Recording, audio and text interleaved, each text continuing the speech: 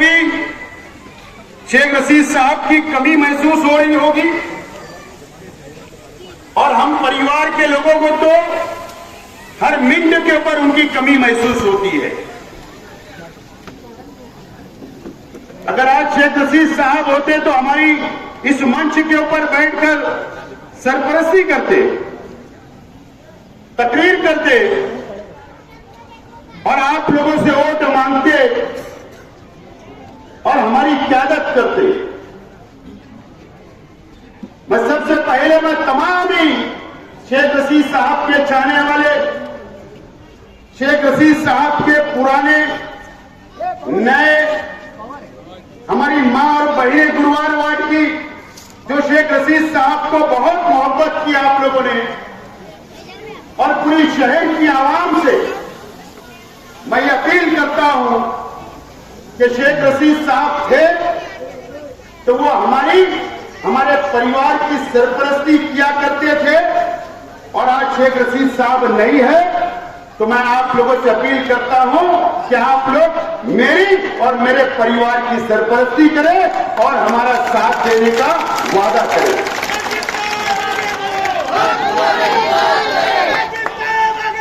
क्योंकि शेख रशीद साहब के बिना अब आप लोगों को सफर तय करना है।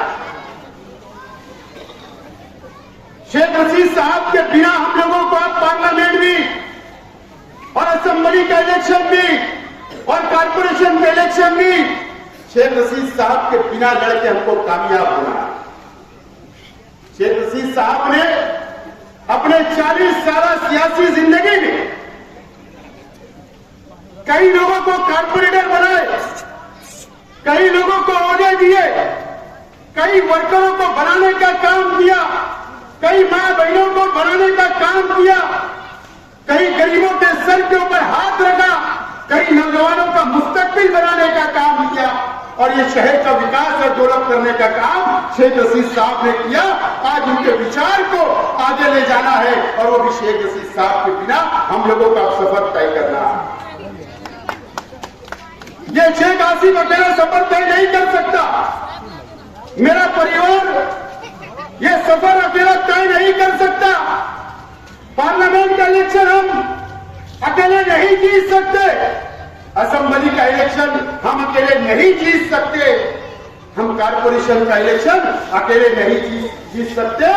आप लोगों का साथ जैसा शेख रशीद साहब के साथ रहा वैसे हमारे और हमारे परिवार के साथ मैं मांगता हूं और मुझे उम्मीद है कि आप लोग शेख रशीद साहब कभी न कभी आपके काम आए होंगे और जरूर मुझे उम्मीद है कि आप लोग हमारा साथ दोगे। दोस्तों, ये पार्लियामेंट का इलेक्शन है। मैंने कहा कि जो उन्वान हमारे थे कि शहर के मुकामी लोगों का भी समाचार लेना है, लेकिन मैं आखिर में लूंगा। आज हमारा मुकाबला भारतीय जनता पार्टी से, एक तरफ इंडिया अलायंस और दूसरी तरफ एनडीए अलायंस। एक तरफ कांग्रेस के नेतृत्व में इंडिया अलायंस बना, गठबंधन बना और एक तरफ नरेंद्र मोदी की क़यादत में एनडीए तैयार हुआ, एनडीए गठबंधन बना है। दोस्तों, हमारा देश, हमारे नौजवानों के लिए मैं कहना चाहता हूं, हमारे बुजुर्गों ने जानते हैं, जो तारीख पढ़ते हैं देश की वो जानते हैं।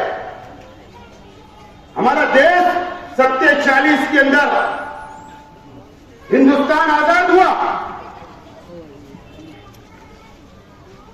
उसके बाद हमारा संविधान लिखा गया। संविधान डॉक्टर बाबा साहेब अम्बेडकर ने इस देश के हर मजहब को रहने वाले, हर धर्म के लोगों के लिए इंसाफ करने का काम किया, आजादी देने का काम किया। हर समाज, हर धर्म इस मुल्क के अंदर अपने अपने मजहब से रह सकता है, उसको कोई रोक नहीं सकता।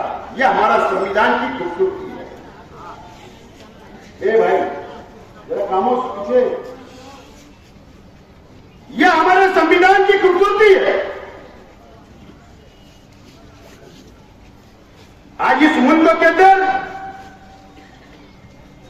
1947 के अंदर इस मुल्क आजाद हुआ। अंग्रेजों से इस मुल्क के अंदर, इस देश के हमारे पुरखों ने, हिंदू मुसलमान सिख ईसाई ने लड़ा, अंग्रेजों को भगाने का काम किया, देश छोड़ने पर मजबूर किया और वो देश छोड़ के चले गए। हमारे उलमाओं ने आजादी दी, कुर्बानियां दी देश के लिए। और जब इस बंटवारा हुआ आजादी के बाद,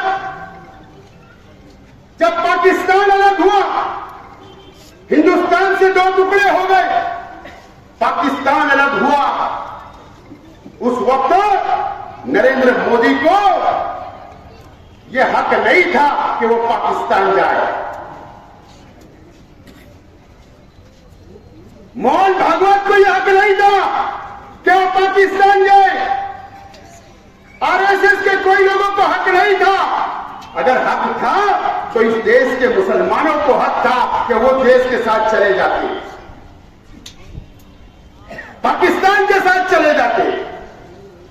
लेकिन इस देश के मुसलमानों ने यह तय किया, हमारे उलमाओं ने यह तय किया, मौलाना अबुल कलाम आजाद ने दिल्ली की जामा मस्जिद की सीढ़ियों से मुसलमान रुक जाओ, और उनके बोलने के ऊपर लाखों नहीं करोड़ों मुसलमान इस देश के अंदर रहना हमने पसंद किया।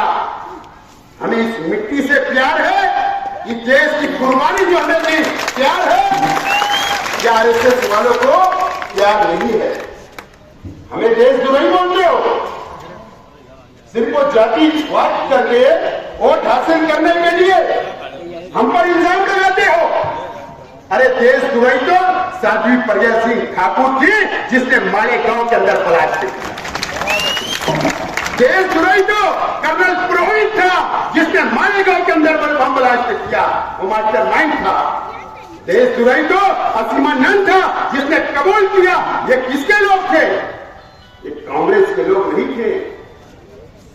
और देशद्रोही जो करता है, जो देश से गद्दारी करता है, वो कोई भी समाज, कोई भी धर्म का हो, उसको कोई जात और धर्म नहीं होती।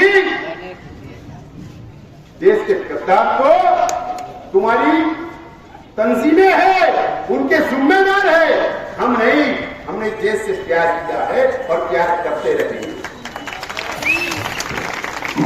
कांग्रेस की हुकूमत थी 14 तक, उस वक्त भी यूपीए सरकार थी, उसमें शरद पवार साहब और कई पार्टियां, लालू जी, मुलायम सिंह जी, कई पार्टियां थी। जब तक तो हम सुरक्षित थे, हमारी हिफाजत होती थी, हमारी शरीयत की हिफाजत होती थी। उसके बाद मोदी जी, आज अगर इस देश के अंदर तुम्हारे उल्टी गिनती इस इलेक्शन के अंदर जो शुरू हुई है, तो इस देश के हिंदू, मुस्लिम, सिख, ईसाई ने आपका चेहरा, जो आपके चेहरे से नकाब उतारा और जो तुमने बांटने का काम किया, इसके लिए आज आपको ये तकलीफ का सामना करना पड़ रहा है इस मुल्क के अंदर, और दर दर भटकना पड़ रहा है।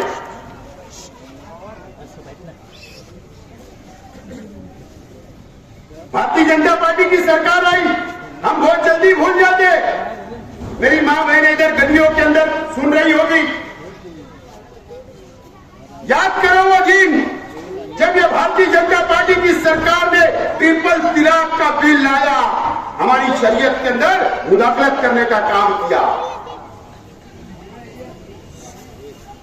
क्या इस देश का मुसलमान, क्या अल्पसंख्यक, क्या टैक्स नहीं भरता है क्या? अगर हुकूमतें चलती है, चाहे वो ग्राम पंचायत हो, कारपोरेशन हो, महाराष्ट्र की हुकूमत है, केंद्र की सरकार हो, तो इस देश के नागरिक, इस देश की जनता के पैसे से चलती है। जो हम टैक्स अदा करते हैं उसमें मुसलमान भी शामिल है। आपने एनआरसी लगा दिया, आपने CAA लगा दिया, अब हमको साबित करना पड़ेगा कि हम ये देश के रहवासी है या नहीं, इस देश के नागरिक है या नहीं। हमको सबूत देना पड़ेगा। इस देश के मुसलमानों ने यहां रहना पसंद किया, इस मिट्टी से प्यार किया, इस देश से प्यार किया, इस देश के लिए कुर्बानियां दी।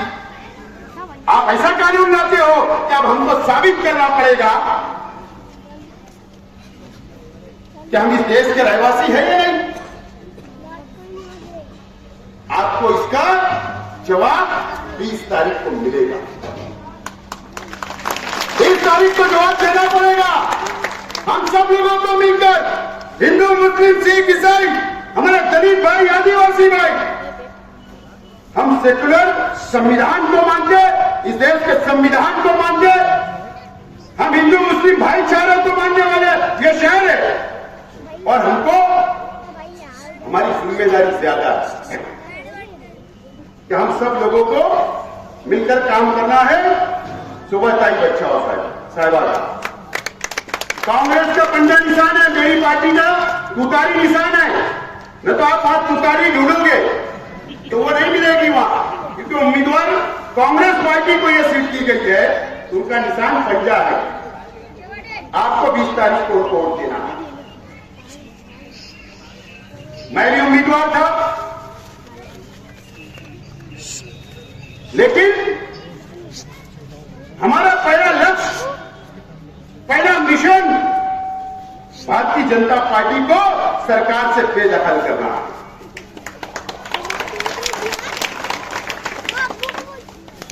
हम वापस हो गए। मौलाना हुमायूं साहब ने भी ख्वाहिश जाहिर की, लेकिन ये तो मजहबी आदमी है। हमने हिमायत का ऐलान किया था कि मौलाना लड़ेंगे, हम आपके साथ। मौलाना वापिस हो गए।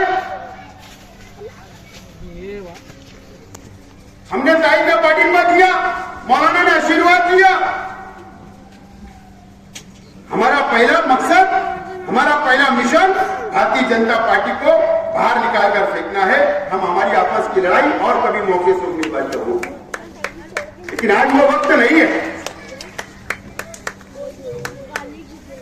ये शहर के अंदर आप भी सोच रहे हैं अजीब और गरीब सियासत चल रही है कि नहीं, लेकिन आज मुझे थोड़ा सी वंदन है। न तो समाचार तो बहुत अच्छा ले सकता हूं, वंदन है, इसके लिए मैं बहरहाल बोलना भी तो जरूरी है, क्योंकि वो छोड़ेंगे क्या अपने को? उनके जलसे में छोड़ेंगे तो अपने को क्यों छोड़ने का? नहीं छोड़ेंगे।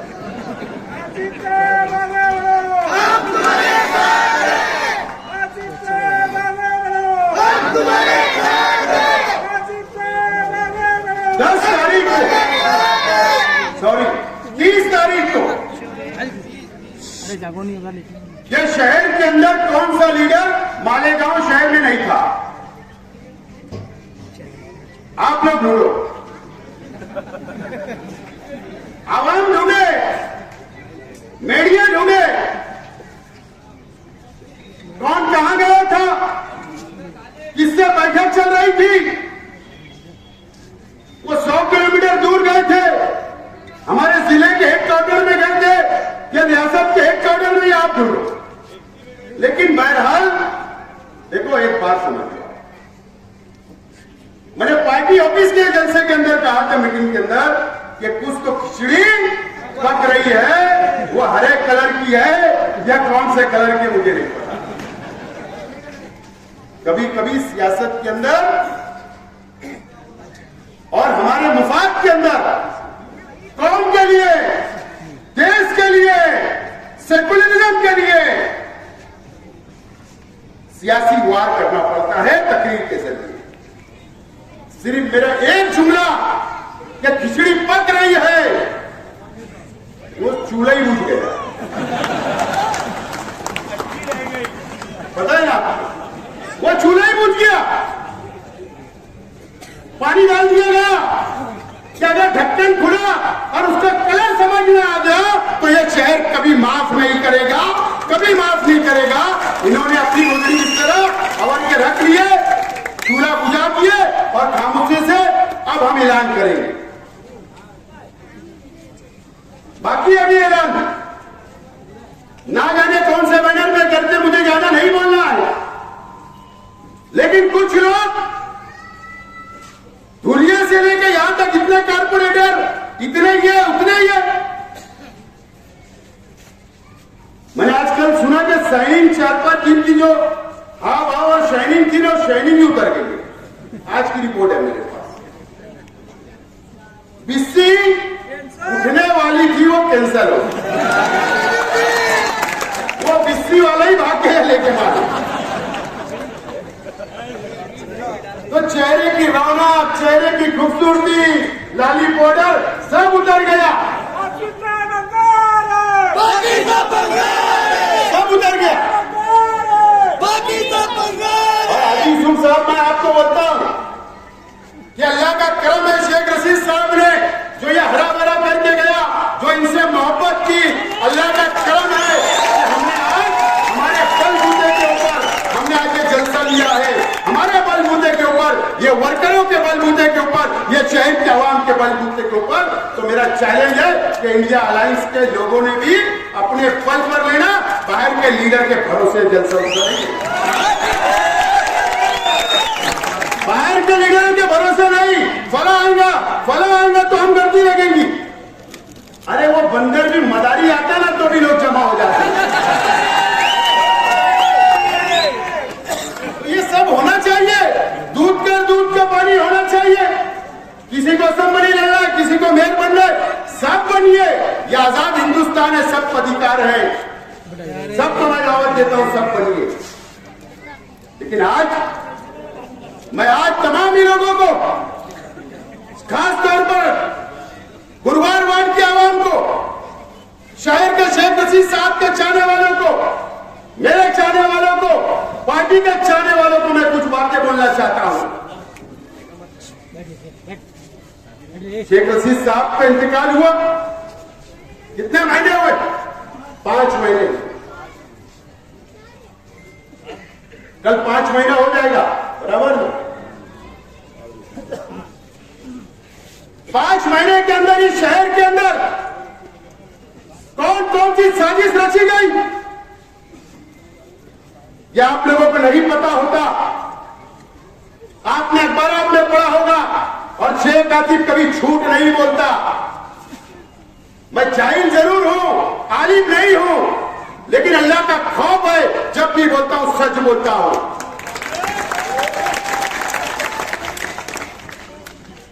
क्या श्रीरामपुर के लोग यहां नहीं आए थे? किसके लिए आए थे? मेरे परिवार में से 1-2 लोगों के ऊपर फायरिंग करने के लिए, कत्ल करने के लिए आए थे। अल्लाह का करम है, मुझको पता चला।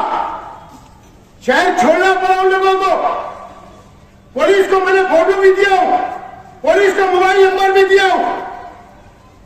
अफसोस आज तक इंक्वायरी नहीं। वहां तक तो पहुंचो। अगर कोई हमारे सीने पे आएगा तो हम सिर पे लेकर पटकना जानते, लेकिन कोई हमारी छाती पे आएगा तो सिर पे लेकर पटकना जानते, लेकिन हम कानून का पालन करते हैं। कानून के ऊपर भरोसा है, पुलिस पे भरोसा है, उसकी इंक्वायरी पूरी होना चाहिए।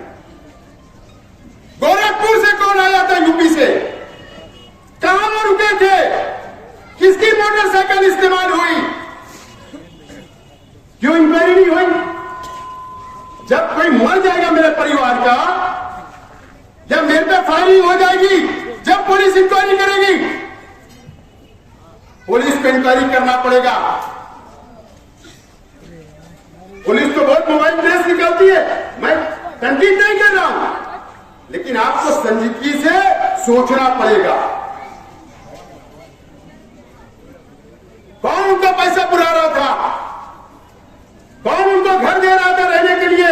कौन मोटरसाइकिल दे रहा था?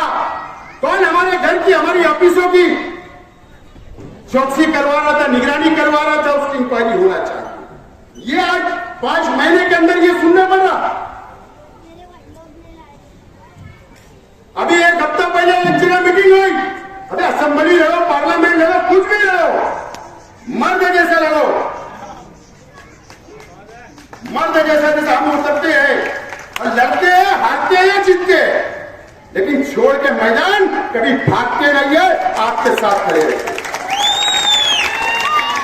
मीटिंग हुई,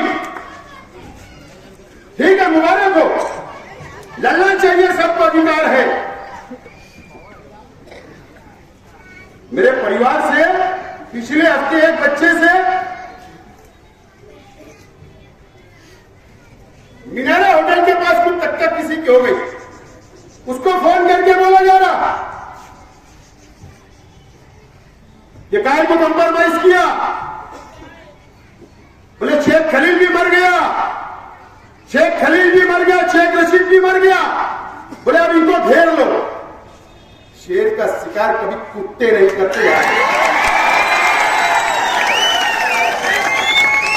शेर का शिकार कभी कुत्ते नहीं करते। और शेख रशीद साहब ने वैसा बना के गए कि 25-30 लड़के हर साल एक भी शहीद हुआ तो 25 साल सियासत करेंगे अगर आपका साथ रहा। घेर लो, पकड़ी के बच्चे हम घेर लो। शेख रशीद साहब अगर मुझ पे हाथ रखते थे तो 10 दिन लोग सोचते थे, हमने वो रास्ता छोड़ दिया। संविधान का, कानून का मानने वाला, ईमानदारी से मोहब्बत की सियासत कर रहे, हमको करने दो, कितनी भी प्लानिंग होने दो। और एक मेरा भाई है, मैंने सुना उसने एक को मुझे मार लगी, उसने सुपारी दिया, दूसरे को ट्रांसफर कर दिया। बोले क्या? बोले एक बार वकील का काम। बोले वकील का काम? बोले बकरी के बच्चे से हो।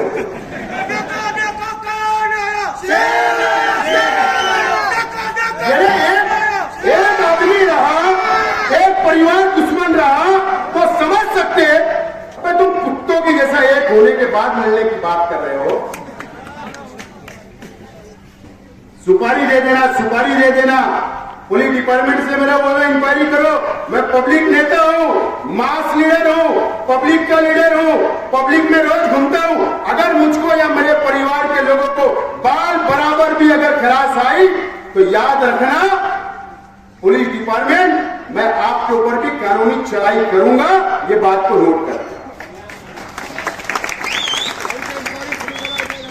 अगर हमने कुछ गलत किया, कानून हाथ में लिए तो करो ना कार्रवाई, केस बनाओ, जेल में डालो, कौन डरता है? बाजू के मंत्री से तो नहीं डरे हम, हमने उनके खिलाफ लड़ा तो डरे क्या?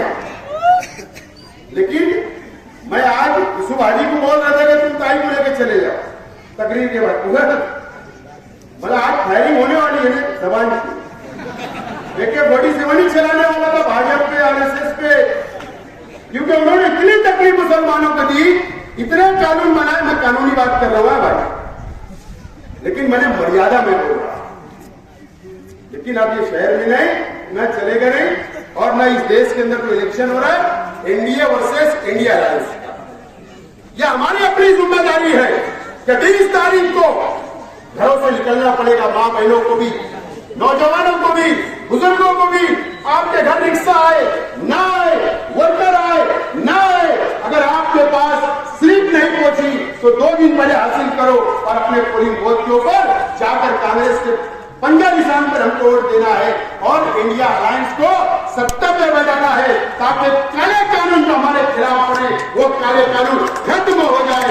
मैं अपनी आपको कांग्रेस से इख्तिलाफ हो सकते हैं, तुम्हारे हो सकते, मुल्कों के हो सकते, लेकिन ये जगह नहीं है, ये वक्त नहीं है। पहला नंबर बीजेपी हमारा दुश्मन है, उसके अलावा हमारा कोई दुश्मन नहीं है, सब हमारे भाई भाई है। हम अलायंस में देखो कितने लोग की तस्वीर लगी है, सोनिया जी, ममता जी, येचुरी जी, जयंत पाटिल जी, केजरीवाल जी, उद्धव ठाकरे जी, स्टालिन जी, राहुल जी, अखिलेश जी, तेजस्वी यादव, कितने लोग हमारे साथ हैं। ये अलायंस अगर जीत जाएगा तो हम सुरक्षित रहेंगे, काले कानून नहीं बनेंगे, हम आजादी से जी सकते हैं। और इंशाअल्लाह मुझे उम्मीद है कि हम सब मिलकर, हिंदू, मुस्लिम, सिख, ईसाई मिलकर ये भाजपा का खात्मा करेंगे। और 4 जून को जब नतीजे आएंगे तो इंडिया अलायंस की हुकूमत बनेगी।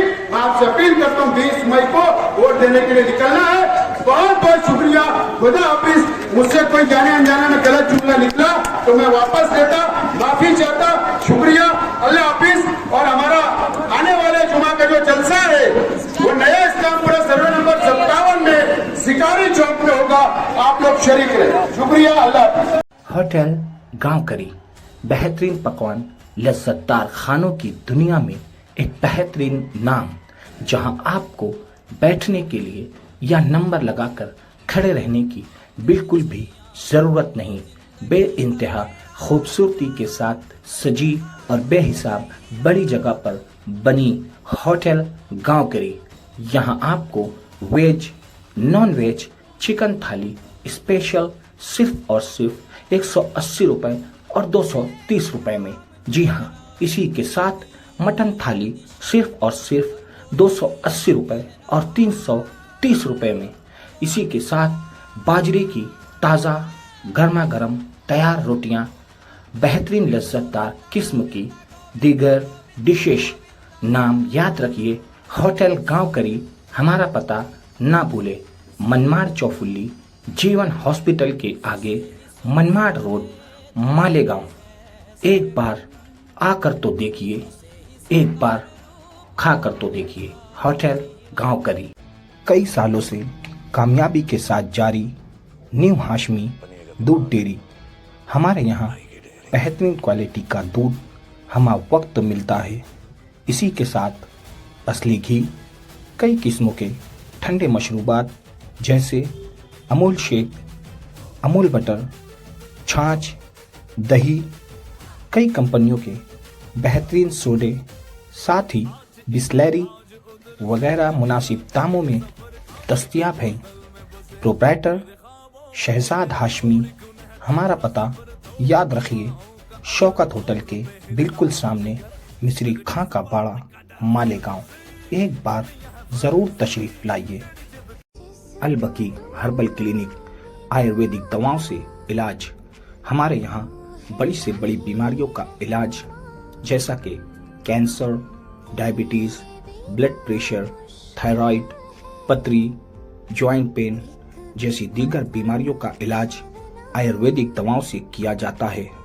साथ ही अगर आपके बदन में और जोड़ों में किसी भी तरह का दर्द हो, दर्द नया हो या पुराने से पुराना, सिर्फ 10 दिनों में, जी हाँ, सिर्फ 10 दिनों में फिजियोथेरेपी के जरिए राहत, बेहतरीन इलाज, नशा जैसी लानत से 100% छुटकारे के लिए बेहतरीन इलाज जैसे गुटखा, पान, तंबाकू, बीड़ी, सिगरेट, शराब, गांजा, कुत्ता गोली व दीगर नशे से 100% छुटकारे के लिए बेहतरीन दवाएं। Albaqi herbal clinic, proprietor doctor Rehan Ansari. हमारा पता जामतुस सालिहात के बिल्कुल सामने, कमाल कॉम्प्लेक्स, मालेगांव। एक बार जरूर तशरीफ लाएं।